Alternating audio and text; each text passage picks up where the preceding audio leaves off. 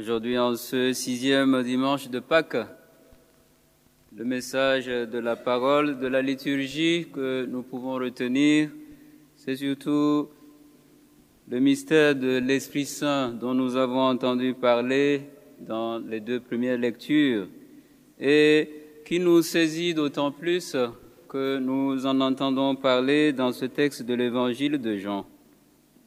Aujourd'hui, il y a 2 paroles qui nous saisissent, à savoir ce que Jésus a dit à ses apôtres.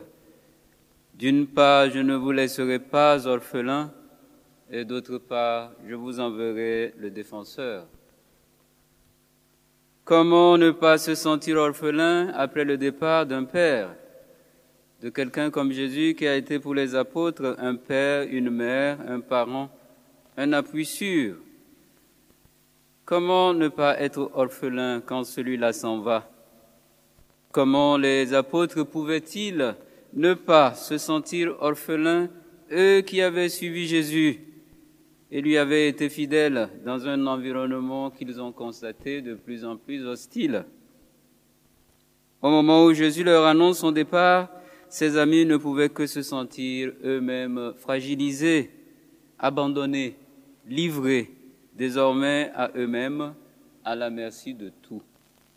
Il leur avait déjà dit « Je vous envoie comme des agneaux au milieu des loups », et ils s'en souviennent sans doute. Devenir orphelin, c'est la chose la plus dramatique de la réalité. Devenir orphelin, c'est cette réalité dramatique que nous pouvons côtoyer, et surtout en ces jours. C'est une réalité connue en temps de guerre, de conflits armés et d'épidémies, parce que celles-ci et ceux-ci ne font pas que des pertes en vies humaines, mais aussi elles engendrent des orphelins, parce qu'elles leur enlèvent père et mère, bien souvent. Un orphelin, c'est celui qui se retrouve seul, ayant perdu tout appui, celui ou celle sur qui il pouvait se reposer, celui ou celle qui faisait sa force, sur qui il fondait ses espoirs, ses espérances.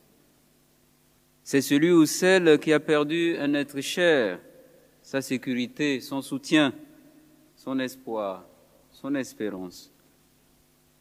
L'orphelin, c'est aussi celui qui n'a personne dans son cœur, qui sait qu'il ne peut compter sur personne parce que personne ne le porte vraiment dans son cœur comme un père, comme une mère.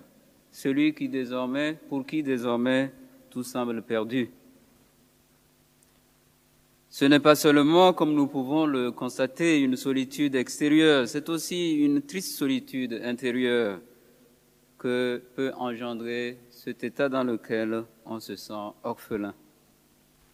Ce n'est pas seulement un vide extérieur, c'est aussi un vide intérieur qui se creuse en nous. Alors, comment ne pas se sentir orphelin quand Jésus s'en va? Jésus dit « Je ne vous laisserai pas orphelin », mais il va vers la mort lorsqu'il le dit. Il dit bien « Je m'en vais ». Mais n'oublions pas qu'il dit aussi « Je reviens vers vous ». Et votre cœur sera dans la joie.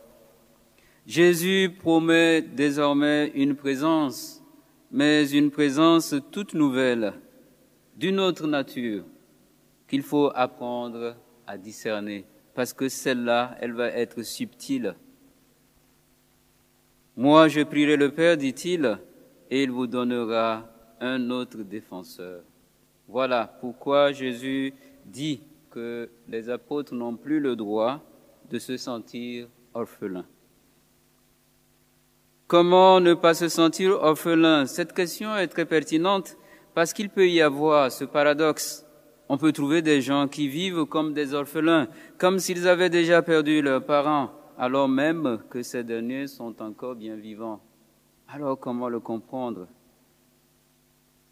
On peut constater aussi que cela se produit surtout quand les liens d'affection, d'amour, de solidarité ont été rompus, quand à cause du manque de pardon, on a tué l'autre dans son cœur.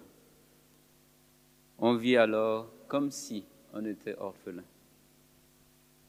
Nous comprenons donc que se sentir orphelin ou orpheline ne dépend pas seulement de la présence physique et actuelle d'un père ou d'une mère, mais bien plus que cette présence physique du père et de la mère, c'est d'abord l'amour, de la communion, de la solidarité, c'est de l'harmonie, de la fidélité que cela dépend. C'est cette affection, cet amour qui continuera à nourrir, à soutenir et à inspirer notre vie, même à l'absence ou après le départ d'un père, d'une mère, quelqu'un dont on a gardé une mémoire, et alors cette mémoire vivifie. Être orphelin n'est pas toujours forcément lié à la mort d'un parent. Être orphelin, dans ce que nous venons de dire, est fondamentalement lié à la mort de l'amour dans notre cœur et dans nos relations avec nos frères et sœurs, même avec notre Dieu. On peut vivre sachant bien que Dieu existe, mais vivre en orphelin. Vivre sachant bien que Dieu existe, mais ne pas en faire notre Père. Dès le moment où je ne reçois pas Dieu comme mon Père, de ce point de vue-là aussi, je reste orphelin. Cela va engendrer quelque chose de terrible, comme une paralysie spirituelle. Nous sommes donc devenus atrophiés, incapables du bien, devenus impotents du cœur. Notre vie devient vide, comme pour un orphelin, elle devient précaire. Jésus le sait très bien, frères et sœurs, et il leur dit, « Je ne vous laisserai pas orphelins. » Autrement dit, je ne vous laisserai pas vivre de ce sentiment d'abandon, d'insécurité, de solitude, de désarroi, d'incertitude. Même si je m'en vais concrètement, vous n'allez pas vivre dans ce sentiment. C'est pour cette raison que Jésus, qui s'en va, insiste sur l'amour. « Si vous m'aimez, vous garderez mes commandements. Et celui qui m'aime sera aimé de mon Père.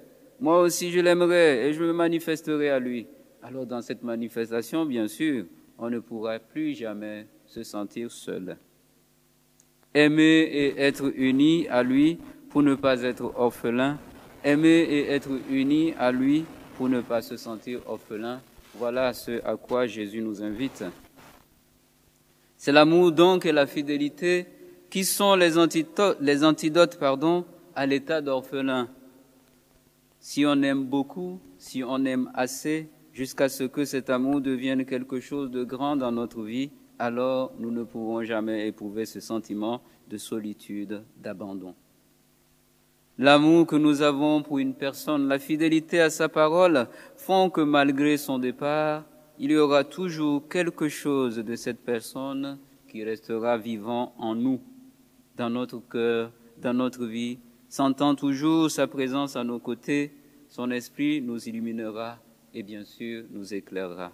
Ceci étant vrai, cela l'est à plus forte raison de Jésus qui s'en va et qui dit « Je ne vous laisserai pas orphelins ».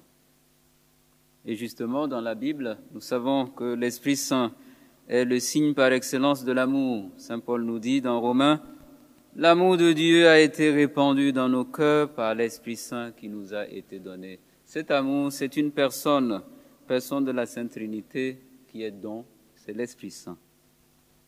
Il est non seulement l'amour du Père et du Fils, mais aussi celui qui imprime dans notre cœur et notre vie l'amour indéfectible du Père et du Fils. C'est lui, l'Esprit Saint, qui nous permet de grandir, de persévérer, de rester fidèles dans l'amour du Père et du Fils et qui nous évite donc d'être orphelins.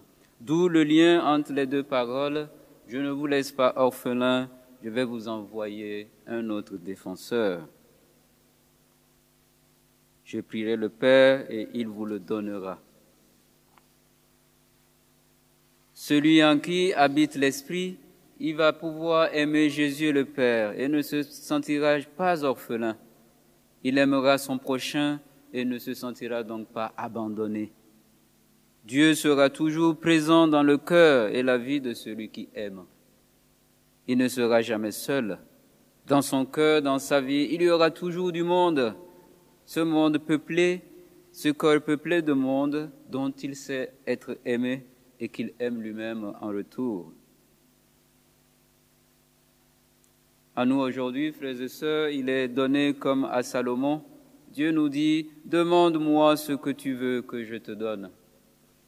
Nous devons lui redemander aujourd'hui, puisqu'il nous a fait la promesse, lui redemander jour après jour l'esprit qu'il a promis. Alors nous nous entendrons dire, ou du moins nous le ressentirons dans notre vie. Il nous dira comme à Salomon, puisque c'est cela que tu as demandé, puisque c'est là ce qui est dans ton cœur, puisque tu ne demandes ni des richesses, ni des biens, ni de la gloire, ni la mort de ceux qui te haïssent, que tu ne demandes même pas une longue vie, mais puisque tu demandes pour ta sagesse et connaissance, la sagesse et la connaissance te sont accordées. Je te donnerai en outre des richesses, des biens et la gloire. Recherchant ainsi, grâce à ce même Esprit Saint, le royaume et sa justice, tout nous sera donné par-dessus le marché. Le Seigneur nous invite à lui demander n'importe quoi, pourvu que cela soit dans sa volonté. En tant qu'épouse du Christ, membre de son corps, nous nous tenons dans sa présence. Nous nous tenons dans la présence du Père pour lui demander ce qui nous est le plus cher. Nous crions et nous lui demandons de nous donner ce qu'il y a de plus précieux pour l'esprit humain. Nous lui demandons son Esprit Saint. Nous devons désirer cet Esprit Saint, principe de tout don parfait, plus que la puissance, plus que la prééminence et plus que le confort terrestre. La plus grande prière de foi que nous devons adresser à Dieu est la demande de la grâce d'aimer Dieu de tout son cœur, de toute sa force, c'est-à-dire demander encore une fois l'Esprit Saint. Puissions-nous demander cet esprit d'amour, pour qu'il vive en nous et nous en lui. Imprimer en nos cœurs l'amour et la fidélité à Dieu, l'amour de nos ennemis et de nos frères, qui nous affranchissent de tout mal par sa vérité, qu'il soit auprès de chacun de nous un autre défenseur avec Jésus. Demandons-le pour nous-mêmes et pour l'Église entière.